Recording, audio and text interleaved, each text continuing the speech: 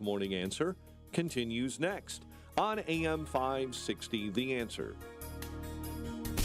Now, from the Signature Bank Studios. If you're looking for the latest news, insight into what it means, and the sharpest opinion, there's only one station in Chicago where you can turn, and it's this one. We're AM 560, The Answer. Top of the morning, Dan and Amy. How about Mark Zuckerberg? How about Mark Zuckerberg's 180 since November? I mean, his change of heart, yes. He's, this is a guy who, competes with Anthony Blinken for least amount of personality. And now he's letting his hair grow out. He's yucking it up with Rogan. He's going to Mar-a-Lago. Putting content moderators out of business and going with Elon's community notes paradigm for Facebook and Instagram. And I love the content monitors that are saying they have to move to Texas from California. Yeah, he's moving from California to Texas. Mm-hmm. And he's announcing in a video a couple weeks ago that he's, going to work with Trump. We're going to work with President Trump to push back on governments around the world that are going after American companies and pushing to censor more. Right. Now he's Mr. Anti-Censorship guy, the same guy that banned Trump from Facebook, the same guy that spent almost $500 million to help the left rig the 2020 election. I mean, Zuckerberg is the Zuckerberg of the Zuckerboxes. Yeah. Election interference, deciding what can and can't go on Facebook. UFC founder Dana White is on his board now. Yeah, I saw that. Wow. Classic rent-seeking behavior as far as I'm concerned. But, look, he's doing things from a transactional place, not a philosophical one. And at least in the short term, that transactional place provides more freedom online, more open discussion online. So I suppose that's a good thing. I just wouldn't fall in love with it. Here was Zuckerberg detailing first person, something that has been disclosed through emails that have been obtained in discovery and litigation. Zuckerberg on Rogan talking about the pressure he got from the Biden administration to moderate content in the direction they desired. These people from the Biden administration would call up our team and scream at them and curse, and it's like these documents it's all kind of out there. Did you record any of those phone calls? I don't think we but I think I want to listen. I mean, there are emails. the emails are published. It's all kind of out there, and they're like, and basically it just got to this point where we were like, no, we're not gonna take down things that are true. That's ridiculous. They wanted us to take down this meme of Leonardo DiCaprio looking at a TV talking about how 10 years from now or something, you're going to see an ad that says, okay, if you took a COVID vaccine, you're eligible for, for this kind of payment, this sort of class action lawsuit type meme. And they're like, no, you have to take that down. And we just said, no, we're not going to take down humor and satire. We're not going to take down things that are true. And then at some point, I guess, I don't know, it flipped a bit. I mean, Biden, when he gave some statement at some point, I don't know if it was a press conference or to some journalists, where he basically was like, these guys are killing people. And I don't know, then all these different agencies and branches of government basically just started investigating and coming after our company. It was brutal. It was brutal. Wow. So at the beginning, it kind of seemed like, okay, we should give a little bit of deference to the government and the health authorities on how we should play this. But when it went from, 2 weeks to flatten the curve to, in the beginning, it was like, okay, there aren't enough masks. Masks aren't that important. To then it's like, oh, no, you have to wear a mask. And, everything was shifting around. It just became very difficult to kind of follow. And this really hit. Yeah. So now Zuckerberg is having the conversation in 2025 that we were all having in, say, mid-year 2020. 5 years late to the dance.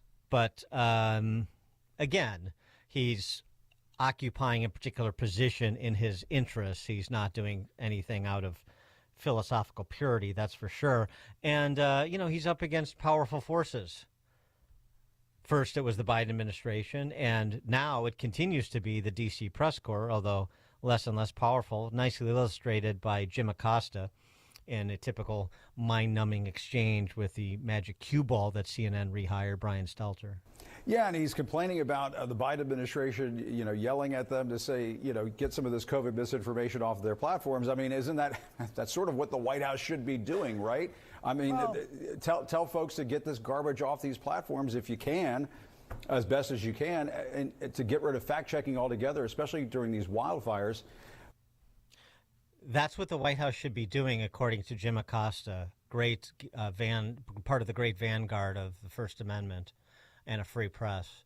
The White House should be telling private actors what they can or and cannot post, or what they can or cannot leave posted.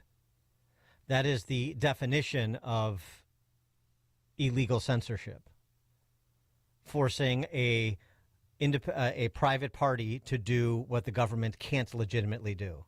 This was the whole basis of the Missouri v. Murthy case that was wrongly decided by Amy Coney Barrett, unfortunately. But it's still alive because it was remanded back to the district court. And that's where we pick it up with Joy Pullman, executive editor of The Federalist, Federalist.com. Also author of the book False Flag, Why Queer Politics Mean the End of America. Joy, thanks for being with us again. Appreciate it. Thanks for having me. Good morning. Your take on Mark Zuckerberg's transformation.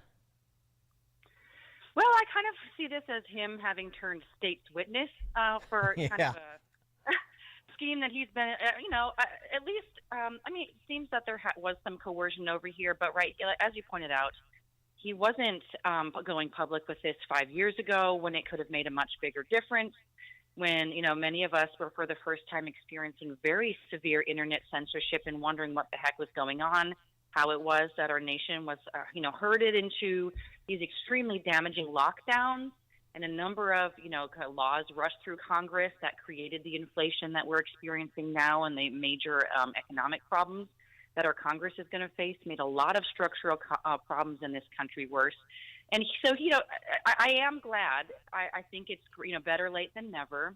But there is absolutely at this point, with the Trump administration coming in, as you point out, this is really looking like a more attempt to save his skin, to save his company from a Trump administration that was considering, Section 230 changes, or just because of the heavy censorship applied against not only Trump directly, but anyone who has any divergent opinion from the government, even if it's a true opinion. So I think he has a lot more work to do, Mark Zuckerberg does, if he wants to regain any sort of goodwill among average folks in America who still care about free speech, about our culture of ideas clashing with ideas and being able to test out ideas and say what you want and have public discourse in order really to self-govern. If we do not have open discourse, we do not have self-rule in this country. It's that simple. And by, colluding with the government for so long, Mark Zuckerberg has helped erase and destroy that fundamental protection of what makes America unique and different, and a country where people do rule themselves rather than are serfs of overlords. I mentioned the Missouri v. Murthy case. You wrote about it recently, that there is more coming out in recent court filings about the extent of the censorship that was efforted by the federal government and how far back it goes. Right. So that's another interesting thing here, because, the Supreme Court really made a big error when it kind of punted on this case that came before it. They pretended that there was not already in the public record proof that the federal government, including all the way up to directly the White House, now we have Zuckerberg saying, White House officials called and screamed at them directly. Mm-hmm. There was evidence, as he said, in the public record. The Supreme Court said, we don't really see that the government, is directly involved here. So they basically took a political stand there. They whiffed on this. I'm going to, call out by name, John Roberts and Amy Coney Barrett. Either they didn't do the work or they were scared of telling the truth to the country and deciding on the merits of that case for political reasons. And that's another, these are supposed to be justices who love the Constitution. Constitution guarantees free speech. It is longstanding, jurisprudence that the government cannot coerce private actors to do what the government can't do. And that's exactly, we have plenty of evidence, and here's Zuckerberg providing more, that is exactly what was going on here, which makes the censorship apparatus, one of the biggest schemes to destroy American constitutional rights by our own government in American history.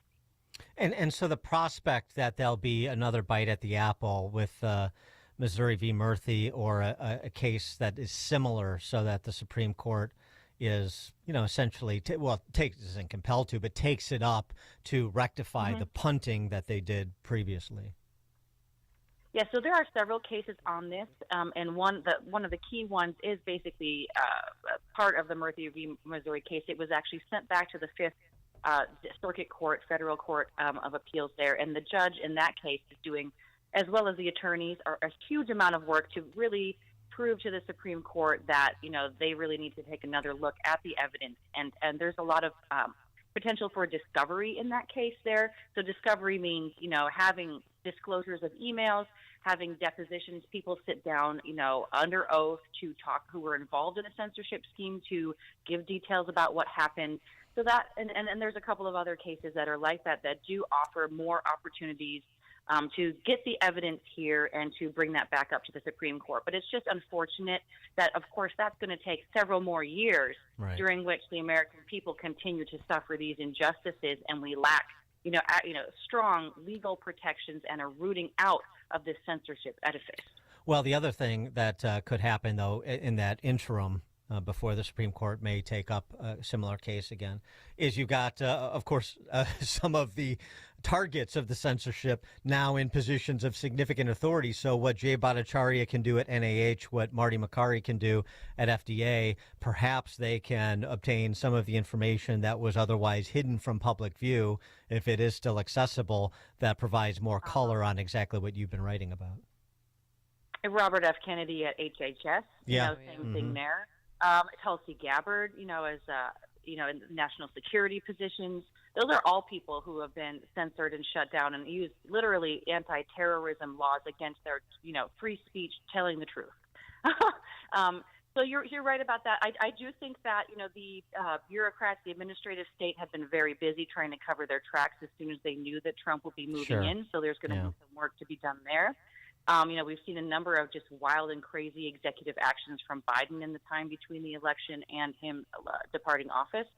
But you're right. I mean, there is an opportunity there. And I also think, people like Mark Zuckerberg could join that. He could disclose some more things.